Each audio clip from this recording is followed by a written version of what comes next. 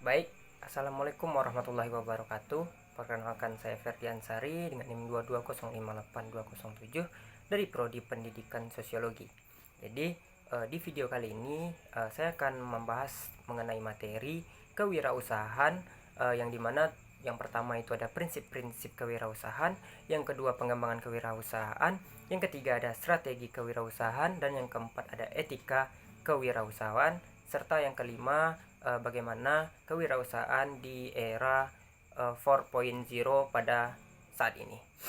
Jadi untuk yang pertama kita masuk ke pengertian apa itu kewirausahaan.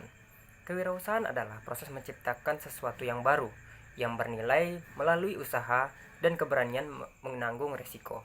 Yang dimana seorang wirausahaan bukan hanya mencari keuntungan, tapi juga menciptakan peluang dan solusi. Peluangnya ya seperti menambah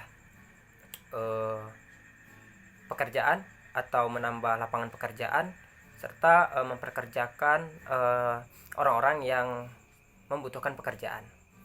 Seperti pada saat ini tentunya diberlakukan bahwasanya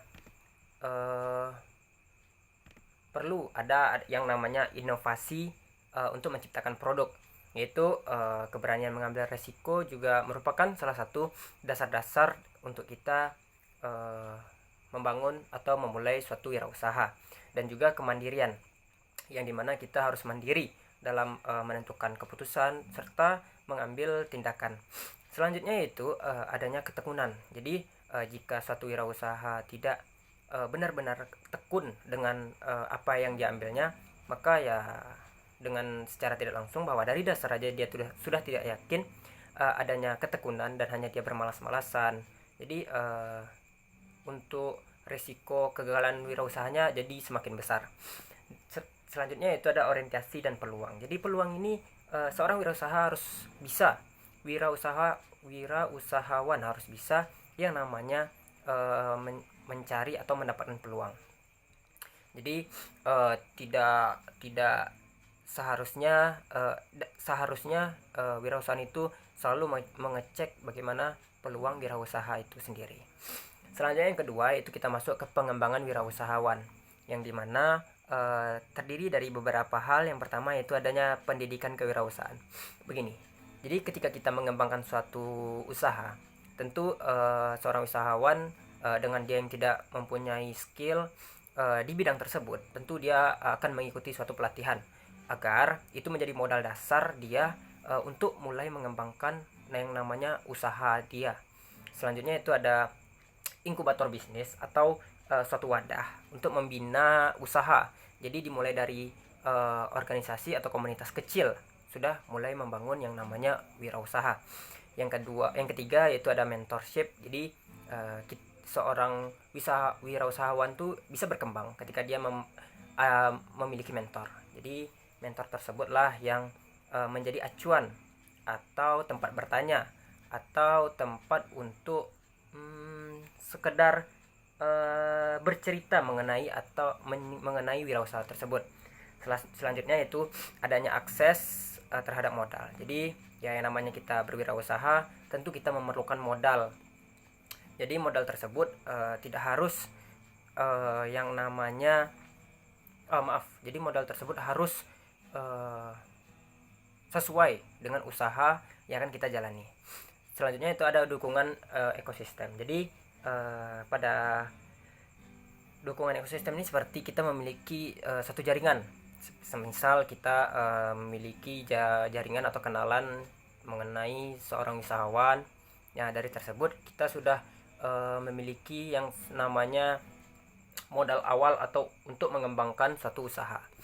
Selanjutnya yaitu ada strategi kewirausahawan.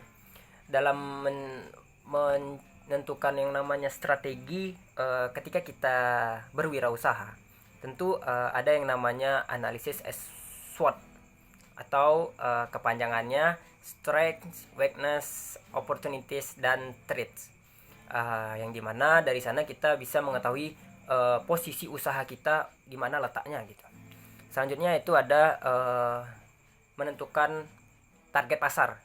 Jadi dimana pada saat seseorang wirausaha, dia harus mempunyai yang namanya target pasarnya. Apakah targetnya yaitu seorang mahasiswa, atau targetnya itu seorang anak muda, atau anak sekolah gitu. Selanjutnya yaitu ada membuat produk yang unik, yang dimana produk tersebut belum ada nih yang membuat gitu. Jadi kita harus memiliki produk yang unik dan inovatif, berbeda dari produk-produk yang sudah ada sebelumnya. Selanjutnya kita harus pandai yang namanya manajemen keuangan. Di mana-mana wirausahawan itu dia harus pandai yang namanya manajemen keuangan, karena yang pertama dia harus mengeluarkan modal kembali, dan yang kedua dia ketika dia mempunyai karyawan tentu dia harus memanage uang untuk gaji karyawannya. Oke, selanjutnya itu adanya pemasaran digital.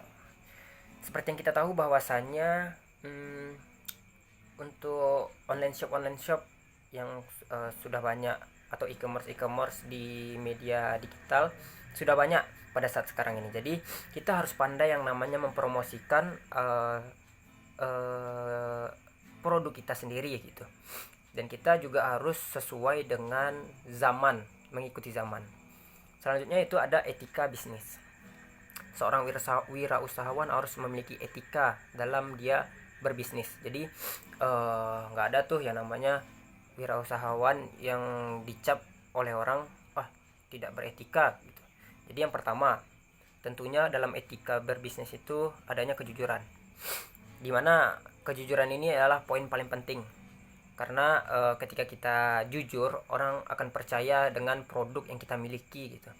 Jadi konsumen tidak merasa tertipu dengan produk yang kita punya. Selanjutnya itu ada transparansi keuangan. Jadi maksudnya ialah ketika uang yang kita dapat itu jelas gitu sumbernya dari mana, modal yang kita dapat jelas sumbernya dari mana, dan juga tidak mengubah, tidak memainkan uang di pasar digital tersebut. Karena yaitu ada tanggung jawab sosial terhadap masyarakat, yang dimana seorang wirausahawan harus bisa bertanggung jawab dengan produk yang dimiliki. Semisal produk tersebut rusak, atau produk tersebut ketika sampai ke tangan konsumen tidak sesuai dengan keinginan konsumen, maka di sana suatu wirausaha harus berani mengambil tanggung jawab. Selanjutnya itu menghormati hak konsumen dan karyawan, dimana ketika seorang wirausahawan tidak menghormati konsumen dan karyawannya, maka ya sama aja, jadi di bawah etikanya, dan dia tidak tepat juga untuk menghormati seseorang yang tidak bisa menghormati orang lain gitu. Selanjutnya itu menghindari korupsi atau kecurangan. Jadi selama kita berbisnis gitu, jangan sesekali yang namanya kita korupsi atau kecurangan, karena ketika kita sudah memulai yang namanya kecurangan dalam berbisnis, maka itu akan berlanjut gitu. Jadi yang pertama awalnya hanya coba-coba, jadi keterusan dan sampai merugikan suatu wirausaha tersebut. Selanjutnya yang terakhir itu ada yang namanya wirausaha yang di era evolusi industri 4.0 tadi, yang dimana kita harus bisa melihat peluang, dimana pada saat itu adanya munculnya bisnis baru, dropshipping, terus juga digital marketing yang baru, yang mana kita sebagai wirausaha harus pandai melihat peluang tersebut dan memanfaatkan peluang yang ada. Yang kedua itu kita harus bisa mempermudah yang namanya proses produksi.